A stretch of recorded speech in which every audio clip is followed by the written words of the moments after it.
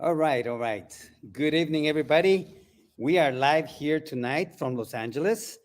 I want to welcome everyone and wherever you may be watching us from. This is Stand Up Fight Back, where we discuss strategy analysis for the progressive movement. Tonight, we're very excited to have our special guest, Erika Ferensten.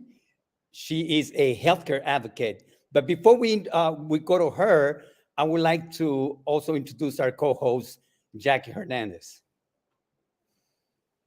Hi, everybody. Good evening to everyone watching us today. Hope your day has been great. Great. So we want to jump in right away. We apologize for being a little bit late. I had some technical difficulties here. I am in Los Angeles. Actually, I am close to downtown LA, and it's being a little bit challenging tonight to come on, but we are here. Very a lot to talk about, but we want to jump right in with our special guest because she does have other duties to attend to. So I want to make sure that we welcome her. Erika, you're such a powerhouse when it comes to healthcare for all, advocating for the right for people to have healthcare.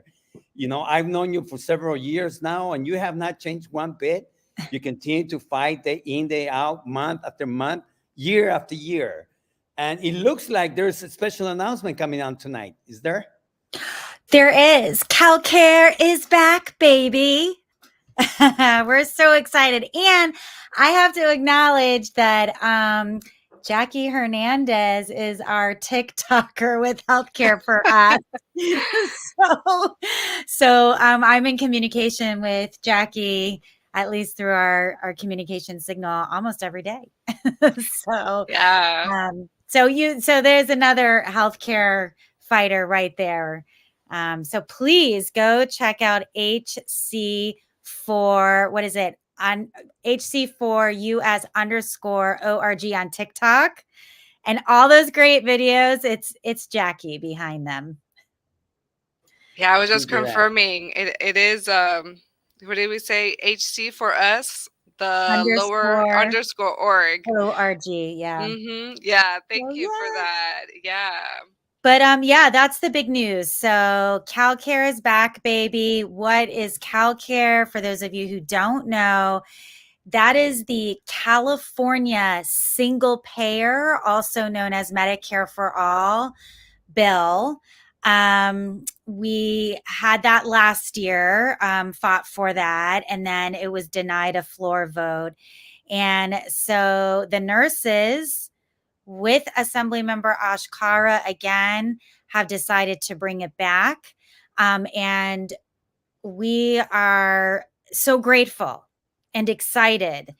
As Carlos said, there are those of us in our organization, Healthcare for Us, we never stop fighting, bill or no bill. We're always educating people about single payer, Medicare for all.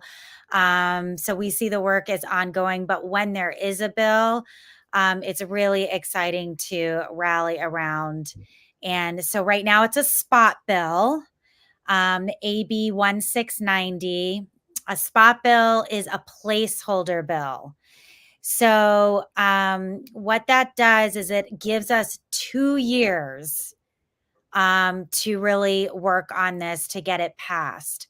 So, it gives us the rest of this year to organize. And then the first vote will be in about a year from now in January 2024 in the health committee. So, I feel like the nurses, they really looked a lot at last time around and asked themselves, how do we do it bigger and better and badder? And we're seeing that. So one of the thing is the organizing. I was going to say the organizing starts now, but I'll tell you, they've been organizing this before they even really had their minds made up and an author picked out. So we're already organizing for this bill. The other thing about a spot bill, which is something different than last time, it's allowing for more organizations and groups to collaborate with the nurses as well as legislators to collaborate with the nurses on the writing of this bill.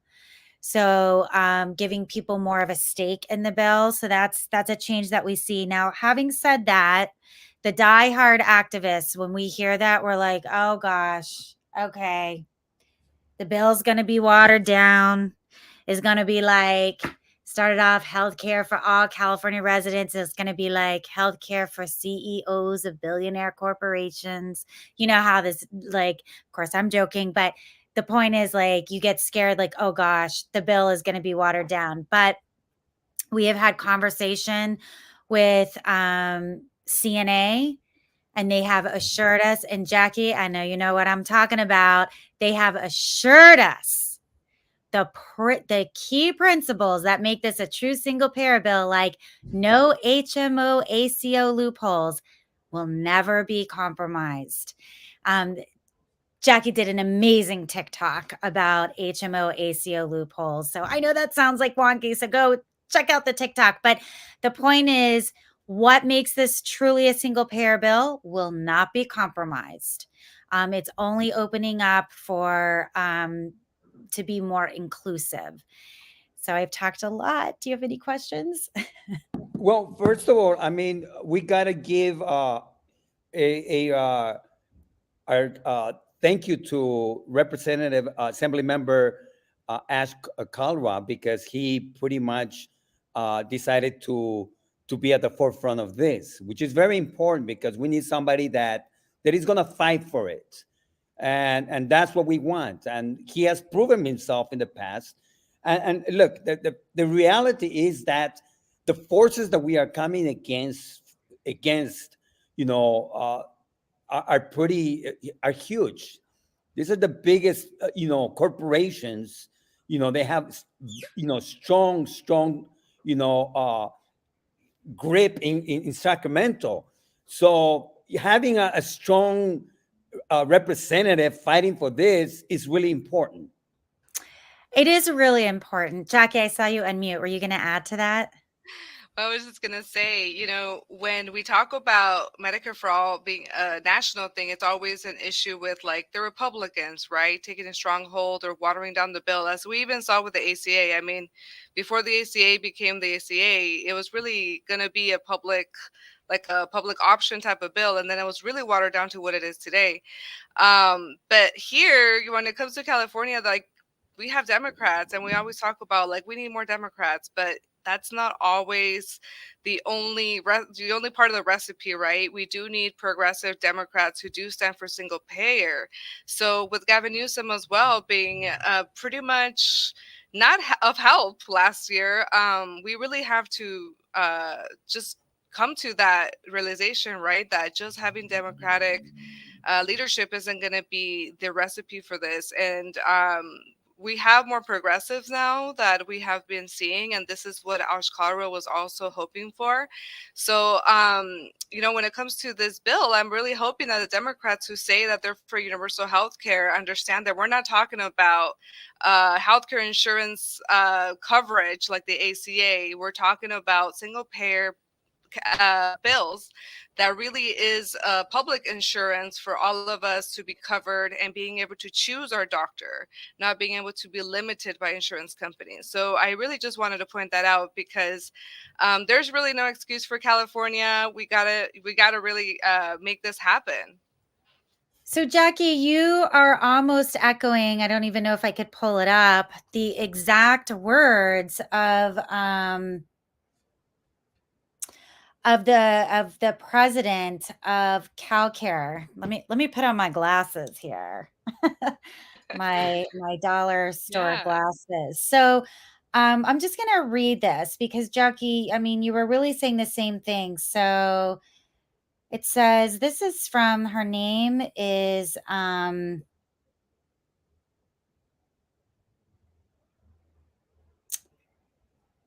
Sandy Redding. There's a couple of, like, Bonnie Castillo is the executive director of NNU, so I had to look that up. But she says, California nurses are renewing our fight to put healthcare back in the hands of people, not the insurance companies hunting for their next buck. With an even larger Democratic supermajority this session, there are no excuses for Sacramento to deny Californians guaranteed health care through CalCare. Nurses look forward to working with Assemblymember Cara to build support for a single-payer healthcare system that puts patients above profits. So that's you and the president of the California Nurses Association are saying pretty much the exact same thing. So let's look at that. Democrats hold 62 out of 80 assembly seats here in the state of California. They hold 32 out of 40 in the Senate, in the state Senate. So that is a super majority, meaning don't need one Republican vote. So Jackie, you're right. There's not one Republican standing in our way. 87% of Democrats in California support single payer health care. So this reminds me of like the gun, common sense gun laws on the national level, right? You have over 90% of Americans who believe in like common sense, like background checks and things like that. And yet we haven't been able to get that passed. And of course, the Democrats always blame the Republicans.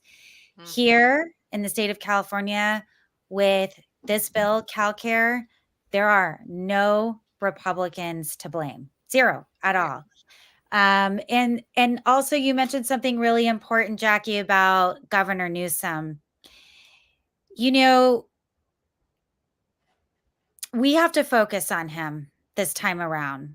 Yeah. And I always say this, but Baba Akili from Black Lives Matters has taught me, he said, polite don't get you shit.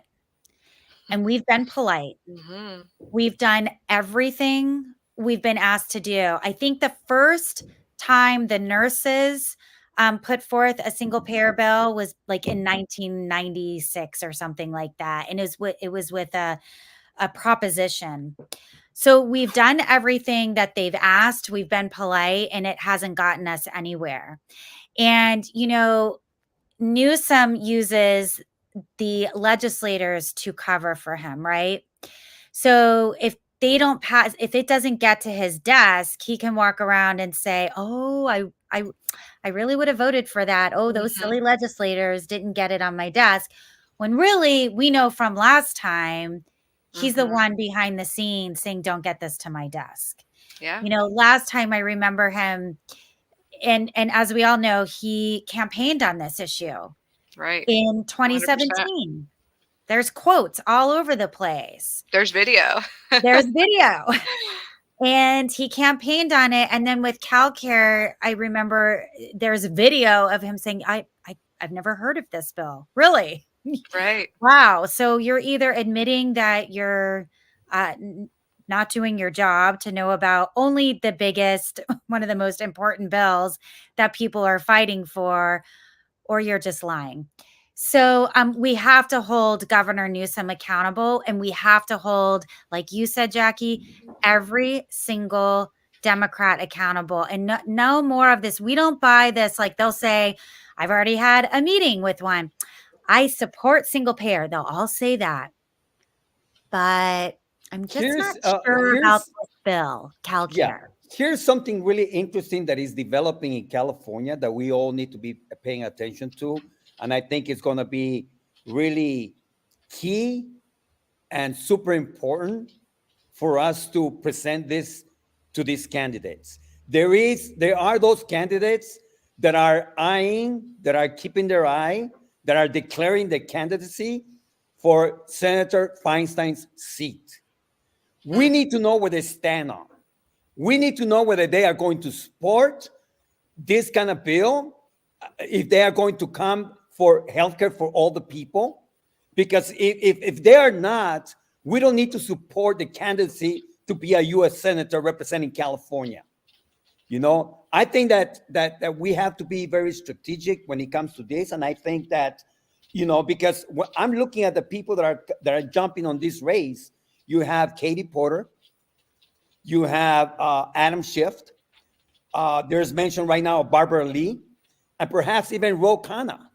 So who's the one that is going to say, I believe in healthcare for all people, and I think that based on that, we should be able to get a lot of traction because we need a voice, of a senator that will represent California, with the fact that they support healthcare for all the people. That's just a thought that came to mind looking at everything that I'm hearing right now. Who's jumping on board? Wants to be a U.S. senator representing California. Well, there it is. We're gonna give it to you. You want to support healthcare for all in California. Then you're talking business. So yeah, that's a great point that you make. And we know that Bernie Sanders carried California. And his big issue, I mean, he championed a lot, but his big one was Medicare for all. I mean, you won't find a Bernie Sanders supporter who doesn't support Medicare for all. Like that's just the two go hand in hand. And he won California, and he won it bigger than even the numbers showed because, there were lots of shenanigans going on, and that's how big he won the state. So that brings up, your point. If you are a single payer champion for CalCare right now, not here's what I'll do when I win Senator Feinstein's election. They're all, in office right now representing California. What are you going to do for CalCare right now in this year that we're building up? Not the day before the assembly vote. Not when, this is another game they play when it looks like when they know like, hey, we've got enough people to kill this on the back end. So let me be in the front saying I support it. No, like right now, what will you do to support it? And then also how we can tell is who's going to support it. Let's see where their donations are coming in from and start calling them out for it right now. Newsom, how many millions upon millions has he taken from, insurance companies? How many contracts has he given out to Blue Cross and Blue Shield for COVID vaccines? He is not going to support this bill. We have to, we're not asking, we're demanding. And you're right, Carlos. We, as a movement, are we prepared to really withhold our votes? I know I am. Because the other trick that they do is they'll just throw up some kind of, there's always going to be a Trump. That this is the political landscape we're living in now for the rest of our lives. This two-party system is complete theater. And they're going to be like, well, I know I didn't vote for it, but are you really going to withhold your vote and take a chance for this, whatever Trump type supporter? So we have to be very serious ourselves. And if we're going to say we're going to withhold our votes, then we have to withhold our votes. And I think we start with pulling up who's taken what money and calling them out and saying, give back the money and support CalCare. And then you will have our support. Right now, what we're going to see in 2024 is a battle for the soul of California politics, moderates versus progressives. We know that progressives have overtaken a lot of the ground that used to be ruled by moderates. I think that the Senate race is going to open a lot of those conversations. You have Barbara Lee, that happens to be a very strong supporter of Bernie Sanders. You have Katie Porter that says that she's a progressive. So I think that, again, the people are going to jump behind the people that are best representing their ideals. And what people have been demanding in California, it is high time for us to bring healthcare for all here in California. That's why they supported Newsom, and Newsom let the people down. One thing I do want to say too, I mean, we just voted on the KDM elections, right, for the delegates. I think that's another huge one, like that I've been seeing a lot. The delegates really hold a lot of power selecting which issues the Democratic Party is going to run by, which candidates are going to be supported. Like, they have their favorite candidates depending on how they're going to gamble against which opponent. So that's the reason why a lot of these candidates were also chosen. And this is why, for a lot of us, I mean, I barely, like I mentioned some episodes ago, I barely found out about the ADEM elections and the delegates that you can elect in 2020. And this has been like the second time that I voted. And when we have more progressives as delegates, we also ensure that the agenda that the Democrat Party is going to focus on is going to be something more progressive. Because right now we're seeing a lot of the delegates are also being chosen by some of these same politicians that are ensuring that their positions of power are going to be sustained and are going to be upheld and continued.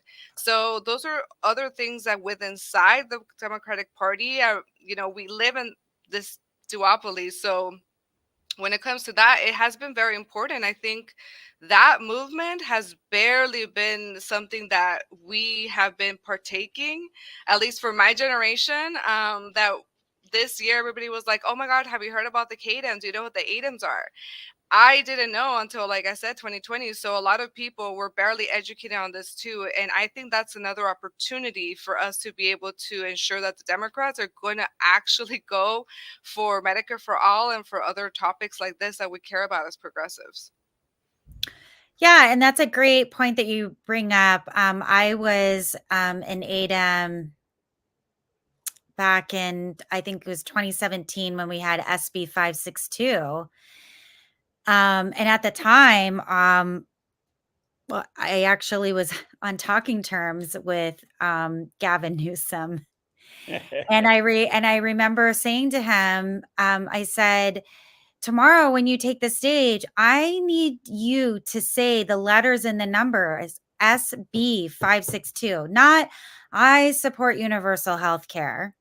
I said, not even I support single payer health care. I want to hear you say SB 562. And if you don't, I cannot Right. give you my ADEM vote.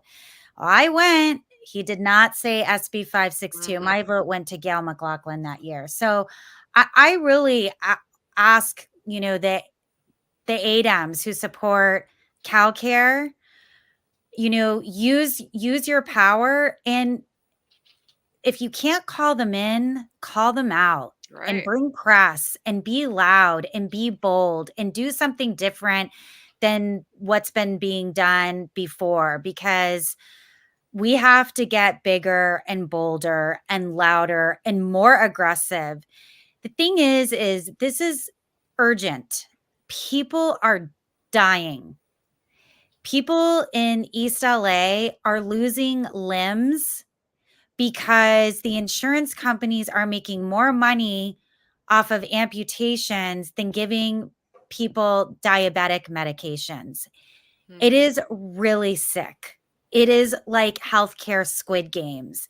And you have these CEOs and these politicians like drinking their wine and, it's just having a fun time. And literally, like, people in the insurance companies decide, okay, this person will get their medicine and this Right. person won't. It has to stop. It's urgent. People are dying. People are losing their finances. I mean, you want to talk about the unhoused situation? Hmm. Right. So many people who are unhoused is because of a medical, catastrophic illness. Somebody got cancer and they've gone bankrupt. They can't pay the rent. They're choosing between rent and medicine. So, single payer healthcare, CalCare really is a foundational piece in solving so many injustices we are facing here in California, and would be, if everybody had the same high quality comprehensive health care, like we all get the same thing Newsom gets, that goes a long way into solving, the unhoused issue that we're facing. It Yeah. is a job creator. It Yeah. is a revenue generator. I mean, so many things get really supported with CalCare. I do want to bring up, because you mentioned ADAMS and the California Democratic Party. The Progressive Caucus put out an email, and there was a graphic that they included in it, and it's titled "In Action" by California Democratic Party on CalCare AB 1400 Explained. And it says California Democratic Party endorses CalCare. And there's a little green arrow that's pointing to delegates and activists work with Assemblymember Ashkara and California Nurses Association on a statewide advocacy campaign. Then there's another arrow in red going in the opposite direction. CDP chair Rusty Hicks takes $4.1 million from medical industrial Wow. complex for California Democratic Party accounts. Then there's another red arrow that says CDP drops all advocacy for CalCare. That's CDP's California Democratic Party. Then there's another red arrow that says medical industrial complex delivers another, what is it, $2.5 million to California Democratic Party Chair Interesting. Rusty Hicks. Mm. No surprises, no secrets. It's all there. The receipts are shown. Yeah, They right. like Erica, if we just had campaigns with like how the NASCARs and all of those had, it'd be great. I think that's one way to go. Quite honestly, Yeah. let's make these memes and put them out. I'll send you the graphic. You can put it on TikTok. yeah, there you go. Let's So my do it. question to you tonight, Erica, Yeah. what can people do to Yes. support the efforts? Okay. Thank you for that question. So go to our website, hc4us.org. That stands for healthcare, 4 us.org. And there is a tab, it's a take action tab. So you click on the take action, and then you'll see CalCare Now. So once you're there, you'll see many actions that you can take. There will be a link that says become CalCare district leader. That's one thing that CNA is looking for. We need district leaders in every single assembly district. There are 80 assembly districts. If there's already a district leader, that's okay. You can buddy up. We like to do things in pairs and triplets. The more of us, the better. District leaders are responsible for contacting and getting an appointment with their assembly delegate. I am a district leader. I had a meeting. It wasn't my assembly representative, but it was a neighboring district leader's assembly representative who I had some relationship with. So we worked together, and I went on that meeting. So you have a meeting with your assembly member. And the goal of the meeting is to get the assembly member to sign on to the nurse's pledge. That nurse's pledge is on our website. Everything I'm telling you is on our website, exactly where I told you to go. And that's hc 4 us.org. Take action, CalCare Now. So the petition or that we want them to sign is a commitment that they will do everything in their power to support and pass the CalCare legislation. So it's not just like, I will vote for CalCare if it comes my way. It is literally, I'm on board to do everything at what it takes to get this to the next level and the next level, and to get it passed. So that's the goal of being a district leader, and they give you training. A CNA representative is on the Zoom meeting with you. I mean, you don't have to have any experience, just passion to pass this bill. So that's one thing you can do. There is also a pledge that you can sign that's just for us, that gets sent to your assembly member saying you want them to support CalCare. So that's an easy thing 30 seconds. You know the drill. Like it's already pre-filled out and you just add your name and zip code, and then the nurses send that to your assembly member. So there's that petition that you can sign. There is, let me see, I want to look up the dates, March 25th and March 26th. That is the big weekend of canvassing that we want everybody to do.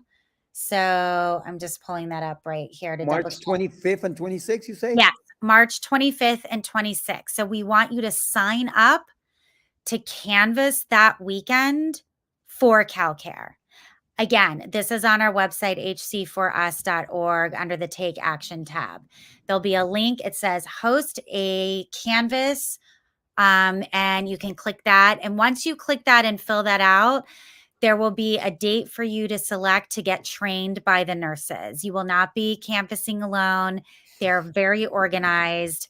This isn't their first rodeo. They know what they're doing. So those are things that you can do. Sign up to host a canvas for the weekend of March 25th and 26th. Sign the nurses petition, become a district leader. And you can call your representative. We wrote a script, so we have that on our link. We also have, this was Jackie's idea. So our organization has American Healthcare Horror Story, and we're asking people to videotape what is your horror story? And then Bronwyn and Jackie work together and edit it and put that on our social media so that our representatives can see that people here in California have real American healthcare horror stories that they can solve with CalCare. So that's also a link on our website. So everything's there. Go to our website and check it all out. Did I miss anything, Jackie? No, I think you got all of that. And also just people need to know, like you can write it out, you can do a video, a voice message, whatever you like to, however you feel more comfortable. You don't have to put your name, just so people also feel comfortable if there is something they're concerned about. But we just want to be able to highlight because there's so many, even when you go on TikTok, Instagram, Twitter, and you put like healthcare horror stories, like everybody has a story to tell, like either happened to them, to loved one, or anyone, people who can't retire because they can't pay for health care. Like that is horror stories in the richest country in the world. So let's make our voice heard and tell our story. I think it's very powerful. It really is. I love that idea. Very creative, Right. Jackie. Well, Erica, I don't want to abuse more of your time because you've been kind enough to be with us Oh no, thank you so much for tonight. asking me to be on. Thank I know you. you have And, your and family to tend to. yes, Uh, but thank you so much, Carlos those and boys, Jackie. how are they doing? Give our love to your husband. Thank you. Thank you. Will do. Yeah, Thank thank you you so so much, much. Erica. You're seriously a single payer champion, and thank you so much for everything you do. As are you guys. Mwah. Love you. Thank Bye. you. Take care. Take care, Bye. friend. Bye bye. Wow. Yeah. So Erica has been out there in the front lines working on single payer for quite a while since I known her back from the 2016 Bernie Sanders campaign. So Jackie, there's so much going on. She actually mentioned, um, the unhoused community, the homeless community, the Hmm. homeless crisis, and I think that that's something that we want to discuss tonight because there's some movement going on right now.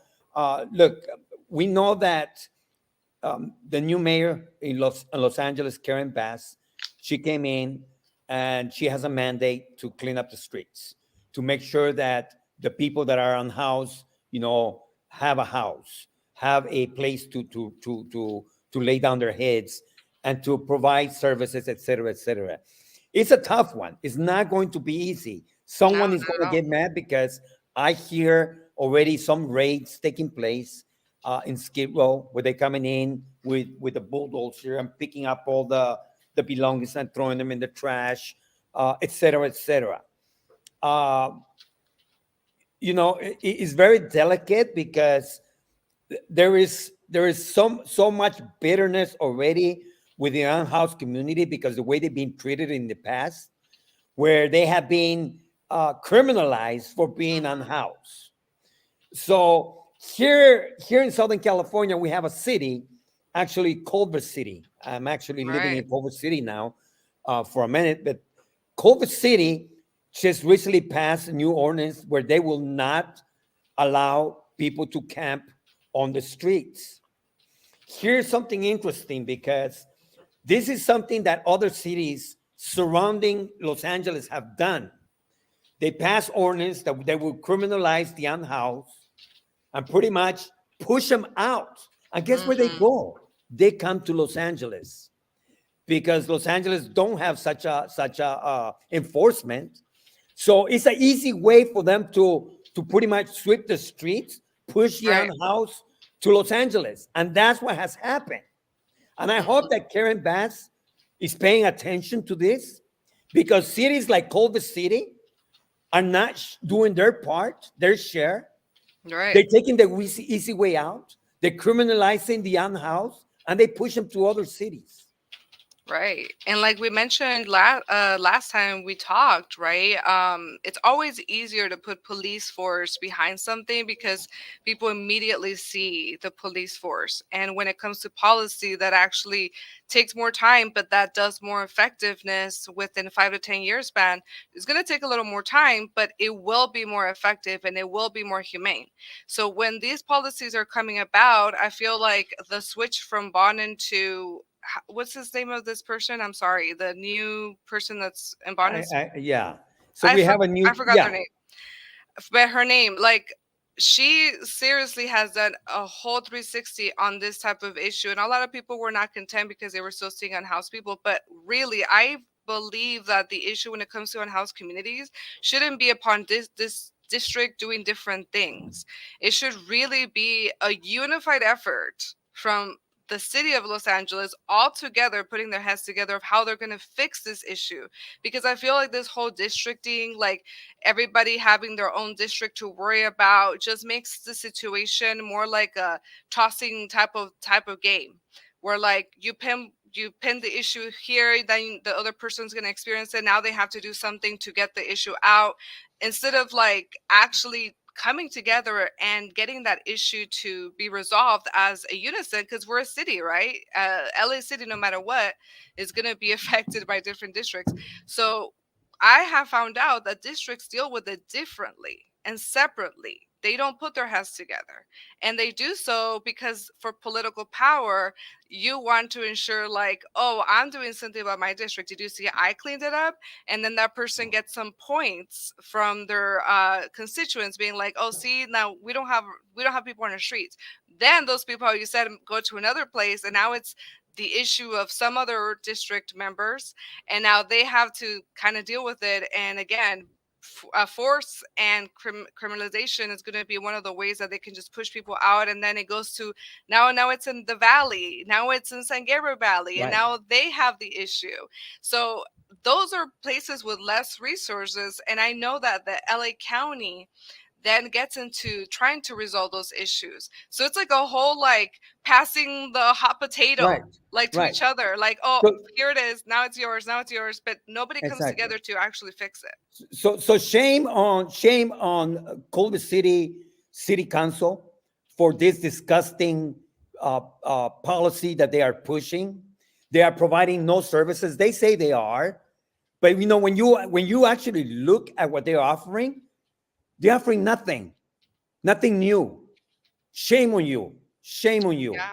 And these are Republicans that have taken over the city council over in Culver City and pushing these kind of Republican based policies to criminalize the unhoused instead of working with the community leaders, finding solutions, real solutions Mm-hmm. that will lead into permanent housing, that will lead Yeah. into services.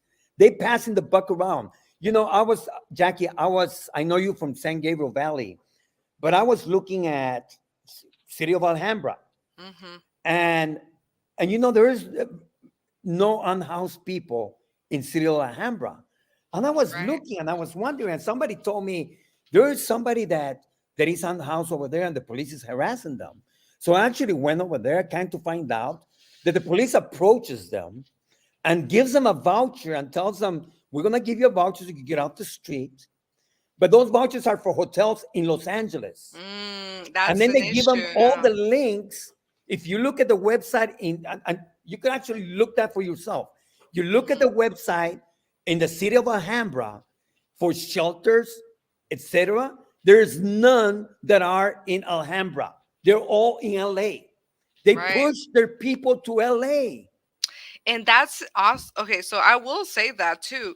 When it comes to even Azusa, and I'm talking specifically about Azusa, because from what I found out there, a lot of people are like, "We don't want shelters here. No shelters here." Right, So a lot of people in cities like Azusa, Duarte, Monrovia, Alhambra, all of these, San Gabriel Valley, they're like, "Oh, it's already an issue because of the Gold Line," and they blame public transportation. And I understand why they talk about that, but now let's really get to the ground of the issue. If people have to be on public transportation because that's the only place that they're able to be sheltered in, that they're not just on the street and having to be harassed by the police there. They're still harassed on the trains, from what I right, know, but still, like, it's at least a moment of them being able to sit down or even lay down, because that's another issue. Like, I've seen police trying to get people up when they're just laying down trying to get some sleep. And think about the mental trauma that you get from lack of sleep, lack of food, lack of safety. So when we talk about, oh, get these people to work, get these people to do something, they're just not they don't want shelter, they don't want to do this. There's a list of things that we have to talk about. You can't right, just say someone needs a job, because a lot of these people right, also, the lack of public transportation is going to be an issue for someone to get a job. Already the mental health trauma from being unhoused is tremendous. Like, when you don't have a home, when first of all, when you're transitioning from having a home to then being kicked out of your home, that's traumatic. That's already changed your your mental stability. So when you talk about mental health services, right, we have to acknowledge that these people have some of the worst trauma from the general population. They don't just need mental health services in the sense of like, oh, do you need therapy? No, you need to also ensure that you have stability. Do you have housing that's not harassing people? And do you have harm reduction services, like actual harm reduction services for people who have suffered addiction or are, have issues with alcohol or anything like this, that sometimes also stem from the mental health trauma of being unhoused. It's not the addiction that leads to unhoused. Sometimes it's the unhoused situation that leads to addiction. And I know this because from a public health standpoint, people that go through trauma are more likely to try to, I guess, cope, right, with some of the traumas that they're dealing with. So if they don't have mental health services, if they don't have housing, if they're being harassed by police, if people see them as like low lives, how do you think a human is going to respond to such lack of love and care right, in a way that is obviously not healthy, right? Like, that we don't see healthy, but what other choice do they have? When we also ask them to, how you mentioned, go to a shelter, and it's all the way in LA, and then they go to LA, though many times they will find that they have to be on a long list to be able to even right. be admitted, right? Yeah. So the list goes on, and I feel like people really think it's so easy. I know even from domestic violence shelters, there are capped out. So you're talking about women Right. with children also not being able to go to a shelter that's safe for them and their children. And then LGBTQ kids who have been kicked out of their homes. Where do they go, right? They're vulnerable to so many obstacles of trying to even get housing. So to end my whole thing here too, the lack of shelters also has to deal with like NIMBYs who do not want shelters in San Gabriel Valley, who do not want shelters in their neighborhoods, but then they complain about the unhoused people in the public transportation or wherever they're at. Like, come on, we have to be real, right? Like, where do we want the solutions? And those solutions are going to take longer, but they're going to be more Well, effective. something that needs to be noted, and I hope that again, Mayor Karen Bass is noting this and Yes. understanding this. We need to look at the big picture. Hmm. Who has created the most unhoused people by their, unaffordable housing projects that they have pushed for. Yeah. All these surrounding cities, they have pushed for luxury housing that have pushed many people into homelessness. Right. Here in Los Angeles, right now, we have the city council that voted allowing communities in the west side to actually, for the police to actually criminalize the unhoused, that Mm-hmm. they would not be allowed to camp out in certain parts of the west side. Well, the west side is the one that created this big mess to start with by Right. pushing these luxury homes. And many of them were kicked out of their homes, and now they live out there in the streets of LA. And again, they're pushing all this unhoused community to the poor neighborhoods, to the poor Mm-hmm. communities. So yes, I'm upset about this because city council in LA is not doing their job when they are not taking responsibility for their own districts. Right. Yes, they want to just clean their own districts, but push those to surrounding districts that were victims already of this excessive luxury developments that went on for several decades. I would say several Yeah. decades because this that didn't happen overnight. You're right on that too, because when we look at even city council members like Jose Huizar, which was obviously convicted upon doing horrible deals with developers to ensure that he had luxury apartments instead of helping the people he said he was going to help. So those are kinds of issues that stem from just that part of already like what housing is going to become available. How are they creating this housing to be available, and for who? Is it for the people who already live there? And then quite honestly, from even hearing the tapes back to Nuri Martinez, Gil Cedillo, and Kevin De Leon, when they were talking about who was going to get what in their districts, it's all about money. What can you do more so your district has more revenue, more business, but not for the people already there, to gentrify it, to ensure that they're making more money, and that already trickles down the entire issue of housing.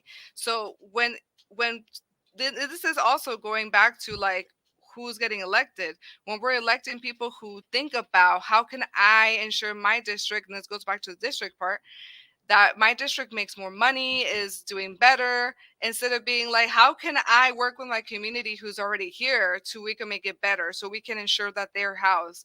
That should be the question that they should be asking themselves, but they're always Right. asking like, oh, let's bring the Olympics and I'm going to get this part of the deal from the Olympics. The Olympics are also a huge issue when it comes to policing and unhoused and homelessness. So we have to really pay attention to also the bigger picture and what moving parts they're doing here that's going to create this issue even worse. Right. So a lot to be paying attention to, Jackie. And we are going to be paying attention. We are going to be calling out those players that are just creating more of a problem than than Right. than a real solution. Uh, Using brute force, yes, you get somebody off the street, Mm-hmm. but you didn't resolve the problem. No. You did not resolve the problem at all. You just push them to another street. And that's all these policies are doing. Right. Criminalizing homelessness, again, using brute force, coming and sweeping, only cleans up the street, but it goes to another street. Right. Case in point, look what happened over in Echo Park. Yeah, you cleaned Mm-hmm. up the park, but the unhoused got scattered all over the city, all over the city. So, And now, Jackie, yeah, also, I just want to point out when you do that, right, you scatter people. A lot of those people lose their connections. They lose their caseworker if they had a caseworker.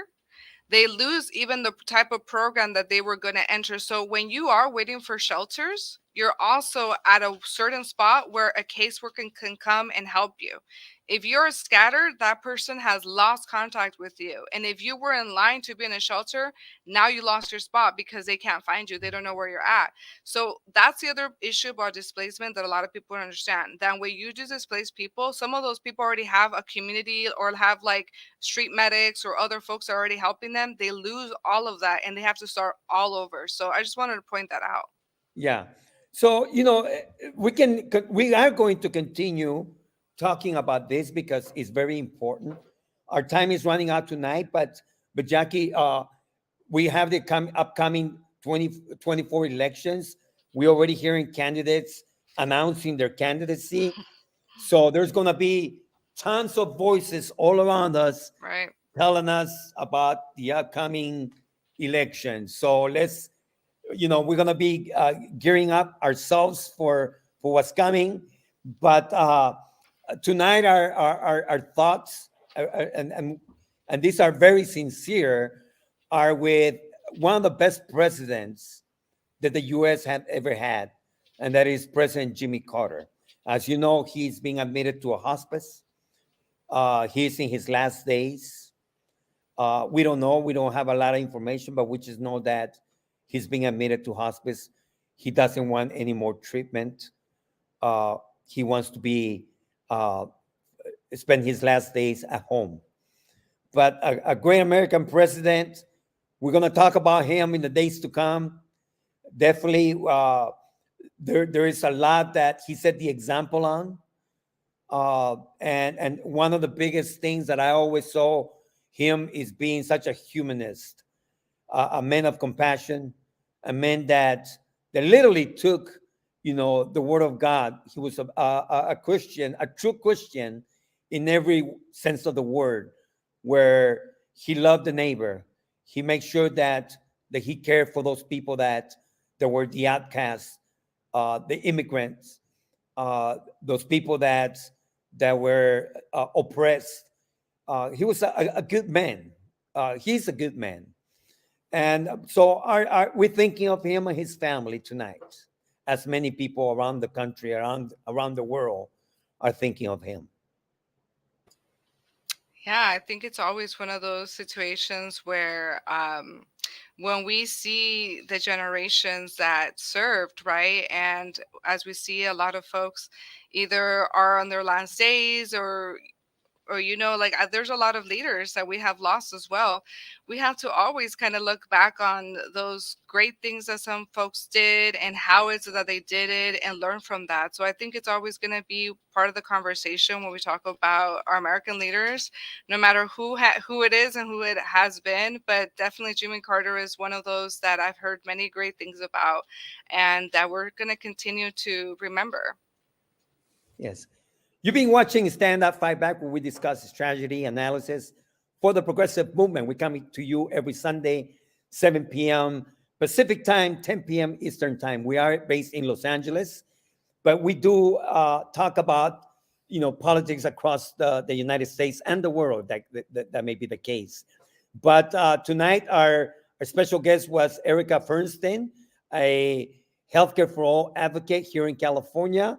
We hope that you continue to support us and watch us every Sunday. Any final thoughts, Jackie, before we call the night? Yeah, honestly, next week I really do want to talk about environmental health and really talk and be in solidarity with East Palestine in Ohio, because not enough media coverage has not been covered, and we know that it has been such a detrimental, one of the worst even environmental disasters that has happened in the United States ever since the what is it called, the 3 Mile Island Of the nuclear. United States, yeah. Yeah. So apart from that, people really deserve to have a healthy environment, and corporations and our government should be held accountable for lack of regulations and standing in solidarity as well with the railroad workers. Oh my God, it's always a tongue Yes. twister. But really, I keep them in my mind, and we're going to be discussing that also next week, because this problem is just going to continue, and we need to Right. ensure that these conversations and holding corporations accountable for environmental disasters is a priority. Yes. Thank you so much for tonight, Jackie. Thank you, everybody who's watching us tonight, wherever you may be watching us from. We appreciate you. We love you. Stay safe. Good night, everybody. Bye. Good night.